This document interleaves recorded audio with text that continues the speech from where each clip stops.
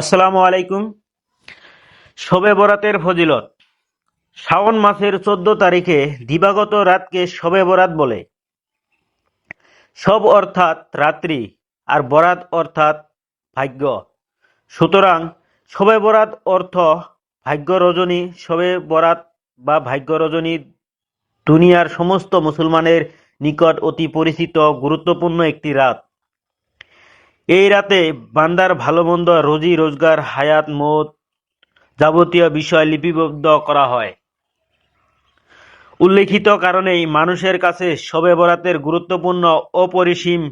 সারা বছরের একমাত্র শবে কদর ব্যতীত এত অধিক গুরুত্বপূর্ণ ও মহাত্ম্যমণ্ডিত রাত আর দ্বিতীয়টি নেই।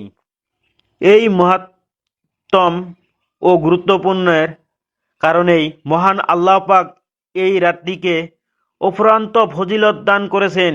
শবে বরাত সম্পর্কে নবী করিম সাল্লাল্লাহু আলাইহি ওয়াসাল্লাম হতে অসংখ্য হাদিস বর্ণিত আছে। এখানে তার কয়েকটি উল্লেখযোগ্য হাদিস বর্ণনা করা হলো। ইমাম শক্কি রাদিয়াল্লাহু তাআলা আনহু হতে বর্ণিত আছে। তো দিয়ে তফসির গ্রন্থে উল্লেখ করেছেন, জুমার রাতের ইবাদতের উসিলায় সপ্তাহের গুনাহ মাফ হয় এবং শবে বরাত ইবাদত করলে সারা জীবনের গুনাহ মাফ হয়ে যায়।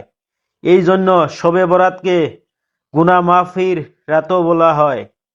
অনুরূপ এর থেকে হায়াত ও জীবনের রাতও বলা হয়। ইমাম মুনজিরি রাদিয়াল্লাহু তাআলা আনহু নবী করিম সাল্লাল্লাহু আলাইহি ওয়াসাল্লাম থেকে হাদিস বর্ণনা করেছেন, যে ব্যক্তি দুই ঈদের 2 রাত এবং অর্ধ শ্রাবণের রাত জেগে ইবাদত করবে, তার অন্তর কিয়ামতের দিন মরবে না, যে দিন অন্তরসমূহের মৃত্যু হবে। এই রাতকে সাফায়তের রাতও বলা হয়। হাদিস শরীফ বর্ণিত আছে যে নবী করিম সাল্লাল্লাহু আলাইহি ওয়াসাল্লাম উম্মতের জন্য 13ই শ্রাবণের রাতে সুপারিশ করেছিলেন, তাতে 1/3 কবুল হয়েছিল। অতঃপর 14ই শ্রাবণের রাতে সুপারিশ করেছেন, তাতে কবুল হয়েছে 1/3।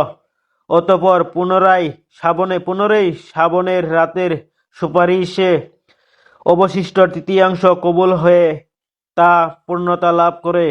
শবে বরাতের এই রাতকে মাগফিরাতের রাতও বলা হয়। ইমাম আহমদ রাদিয়াল্লাহু তাআলা আনহু হতে বর্ণিত করেছেন, নবী করিম সাল্লাল্লাহু আলাইহি ওয়াসাল্লাম ইরশাদ করেন, আল্লাহ তাআলা অর্ধ শ্রাবণের রাত বান্দাদের প্রতি বিশেষ কারণ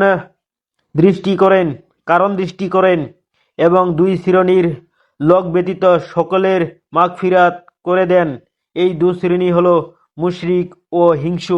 তবে কেউ হিংসা না করে এই ভিডিওটিকে শেয়ার করে অন্যজনকে দেখার মতন সুযোগ করে দেবেন। আর ভিডিওটি ভালো লাগলে কমেন্ট করে একটু জানাবেন। ধন্যবাদ।